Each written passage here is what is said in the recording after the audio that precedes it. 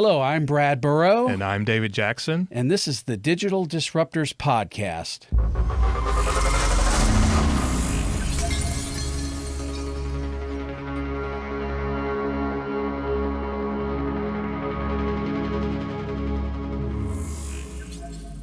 Today we're going to talk about 5 things you should remove from your website and 5 things that you should add to your website. That's so right. This is going to be a really interesting podcast today. You know, that most people, I don't know, we look at websites and we go, oh, I got to have that. I got to have that. I got to have that. I got to put this in here. I got to put this in here. But I don't know that anybody actually really knows why they should put something on their website. Oh, I better have all my social media links on there. I better have a slider. Remember when sliders were the popular thing? It's you'd have to, I got to get images in the slider and, Yeah, they're still out there. And a lot of times, too, people use templates because it's just really easy to go download a blank copy of WordPress, throw a template on there, and most of the templates follow a very old school way of building a website that includes a lot of the things that we're going to talk about today. All right, so let's get right into it. 5 things that you should remove from your website. What are 5 things? Okay, so really, should we have a countdown? Number 1. Yeah, number 1. Don't. Yeah. So the first thing is, of course, we already touched on it, like social media links being in the header of your website. There are tons of websites that we look at like on a monthly basis that still have this, and you may think like, oh, I want people to visit my social media. I'd like to put them up top, make them prominent, but it's actually not a good idea because you don't want people to go away from your website right when they get there. And that's what the social media links are doing. So when you told me that we were going to talk about this, I'm like, I've been doing that on every website since 1963. Yeah. And it used to be cool because, we do want people to check out our social media, but we don't want them to leave right when they get on our site. And so that's what they're doing. And then the other thing, unfortunately, those sites, Facebook, Instagram, etc., they're really good at keeping people on their site once you're there. Yeah. And so, I mean, I don't think unless it's like an accidental revisit, most people that go to Facebook, you're going to be on there for a little while. Wow. Who would have thought that just threw me when you told me that? Because, I do. All of us do that. Yeah. And we're just incentivizing people to go somewhere else. Yeah, right away. It's right at the top. And so instead of having those, I would recommend that you take those out, put them in the footer instead.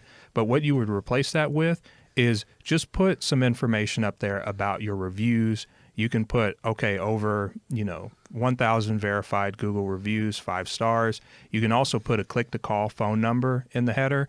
Those are things that should be up there. You can also include additional navigation, but just don't put something on the header of your site that's going to take them away from the site. I would definitely just say reviews and or a click-to-call phone number. That's going to get the engagement that you're actually looking for. Yeah, that's awesome. Yeah. All right, number 2. Cool. Number 2, we're talking about vague hero text. So I've seen this also a million times. I've been guilty of doing this, but you go to a website and it looks clean, it looks nice, it's got a nice, template or whatever, nice photo, but the main text on there just says elevating innovative ideas. And it's like, well, you got to do that in your movie voice thing. Elevating innovative ideas. Yeah, quality solutions for all. And it's like, well, what does that mean? What does that mean? And a lot of times, again, it either came with the template or, someone just wrote it really quick because they thought it sounded cool. But in reality, people are very confused when they look at that. People have no idea what you're talking about. You really need to replace that with text that says exactly what you do and who you do it for. If you want, you can include the how, but you need to really condense that message into like maybe 5 to 7 words. I mean, maybe not even that long, but it just needs to be really concise, really specific, really targeted, because if I read that and I have no idea what you do, you can lose me. You can lose me right away unless I was referred. But if I was coming in cold, I'd say, what's going on here? I wonder what the original thought was with that kind of thing. It's like somebody thought, we'll just put this up here. I think it's that old artistic view of websites where it's like, okay, I may be like an HVAC company, but my website is like state of the art and it's artistic and it's got this big elaborate design like it would be on some like award show, and it's just not necessary. You just need to give people what they're looking for quick.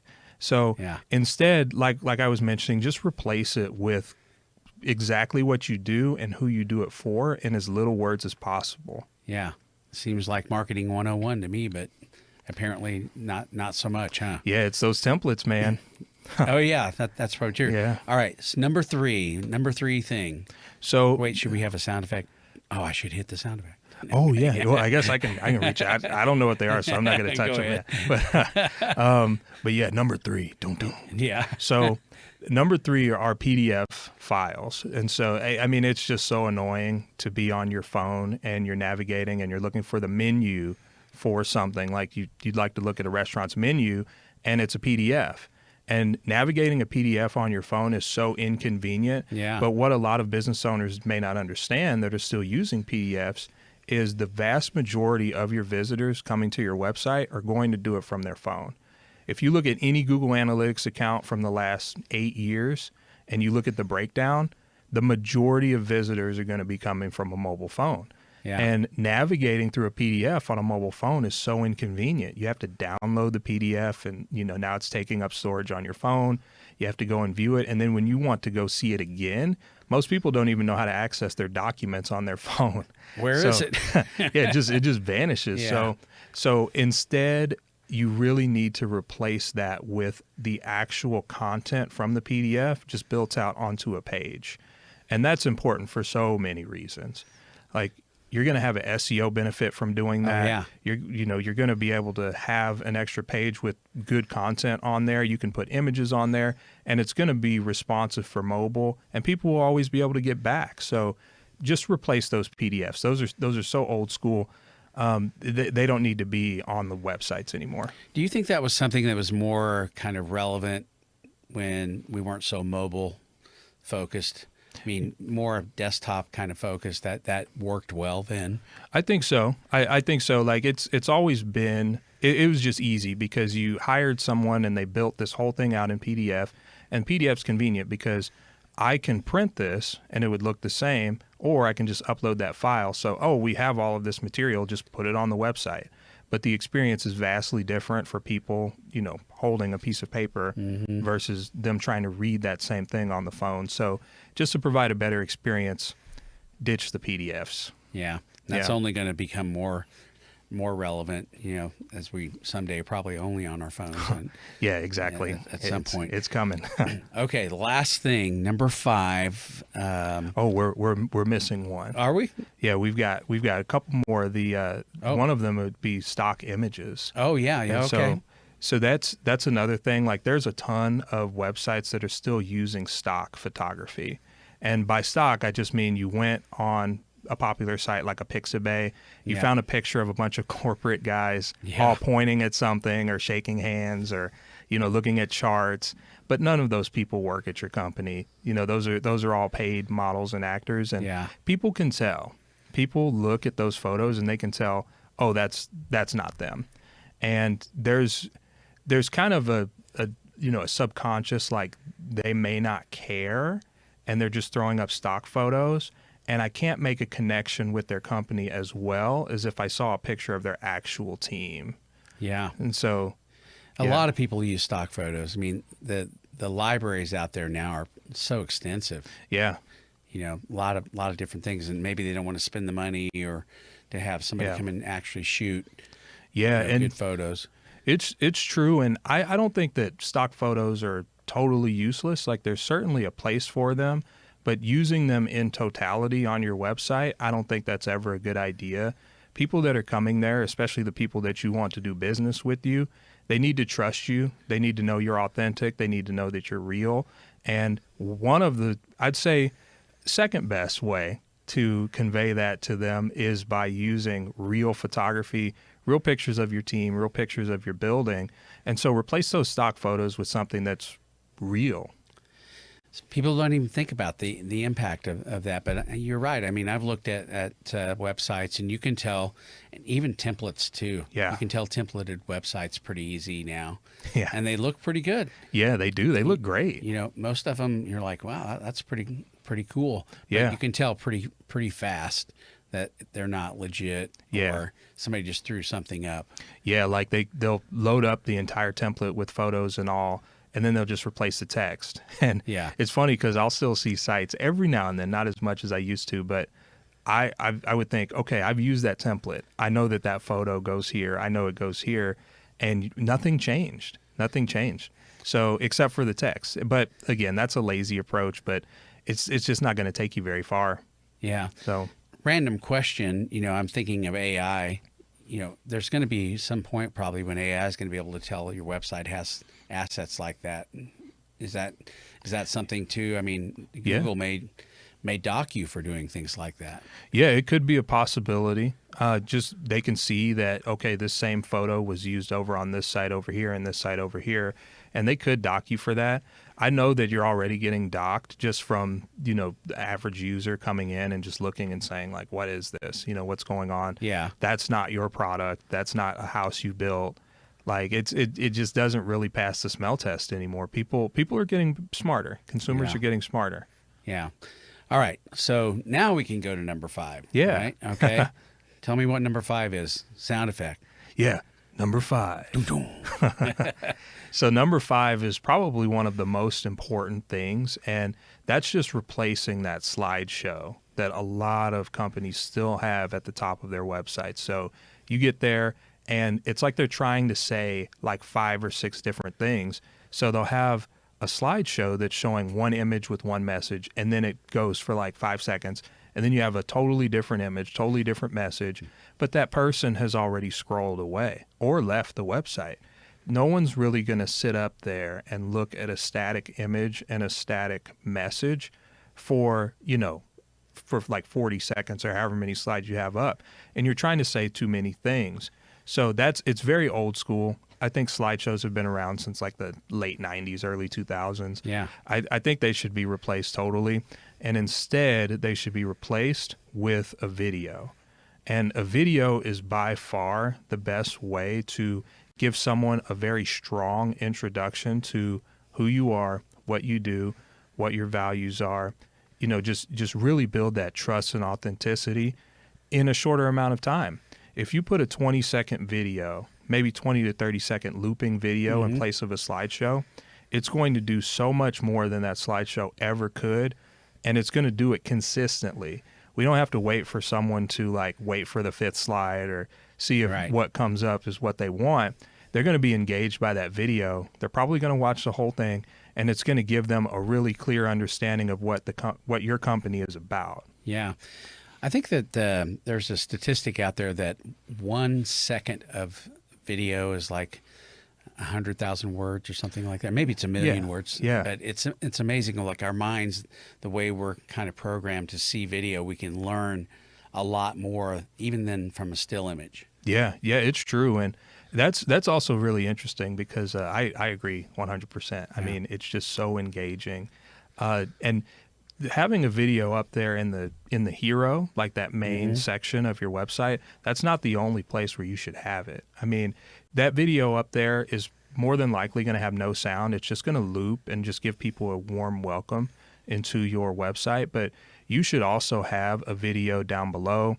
You should have videos on all of your different service pages. You should have video content throughout your entire website because that's really going to give you one of the best return on investments that you can get out of your marketing today, because that's just where we've shifted as a society, as consumers. That video content is going to give the best understanding and best communication between you and your potential customer. Yeah. And we're seeing it more and more all the time. One of the questions I had for you on this, and I know in a later episode we can dive more into this, even the aspect ratios. Yeah. You know, a lot of times we're actually shooting content for phones now. That's right. So we did a project recently for a client, and it was all kind of educational focused content, but we turned our camera sideways, you know, a cinema 8K camera, Yeah. turn it sideways, and we're shooting the footage like that. So 9:16 instead of 16:9. But that's what's working on Instagram and in the YouTube and even TikTok. So people are watching those on their phones. Now we're shooting and planning for both resolutions, the 19:16:9 and 9:16. So yeah, that's a really smart approach, especially from what we were discussing earlier, just about how the majority of people are going to be on their mobile devices. Do you find, David, that because it used to be putting video on a website was a lot more challenging, at codecs and all kinds of things, and you had to worry about people downloading and data rates and all that stuff. Is it more acceptable now to have video on a header on a mobile website? Yeah. So there's a few different ways you can do it. A lot of website CMSs will let you embed the video directly onto the website and it's hosted. And I would say that when it comes to that hero video, since it's short and since it's kind of going to be in the background, I would say that's the only video that should actually be hosted on the site itself. Okay. Because sometimes you can run into trouble when it's coming from a third-party source, and it really depends on your website platform. But when it comes to, hey, this is just a video next to some text on my About page, or this is a video on my service page, those videos should be uploaded to YouTube or Vimeo every single time. Yeah. We've had some issues with video, and data rates and saying, hey, you're using way too much data. Yeah. Because you got a looping video that's running over and over and over and different things like that. So, I think there's strategy and all that. So we need to talk about that on one of the episodes. Absolutely. And even YouTube and the difference between Vimeo and YouTube. And Yeah. And I know that that's like a lot of your world, and that how do we compress the video down? How do we still maintain the quality? The sound. There's a lot that goes into building out a solid video, because you can't really just pull out your camera and start shooting. That might work okay on social media, but when it comes to what you're putting out, in front of the world, what you're going to market with, you have to have a plan. You have to have a solid plan. So I'm excited to hear more about that. Couple episodes away. Yeah. All right. Okay, so let's go ahead and let's recap the 5 things. Kind of talk me through those. Just give me a bullet list of the 5 things that we need to remove from our website. Absolutely. So first thing you should remove, get rid of those social media links that are at the top of your website in your header. They're not really doing you any favors. They're going to take people away from your website. They'd be better if you just got rid of them. Okay. Number 2, get rid of that vague hero text that doesn't mean anything, that sounds like, some kind of crazy line in a big Hollywood production. Yeah. Just totally get rid of it and make sure that you're saying what you need to say there. Yep. Okay. Number 3, get rid of PDF files. They should not be on your website anymore. They're very hard for mobile users to read, and they're just creating a bad experience on your website overall. Okay. Number 4, stock images, you don't need those. They're not authentic. They're not yours.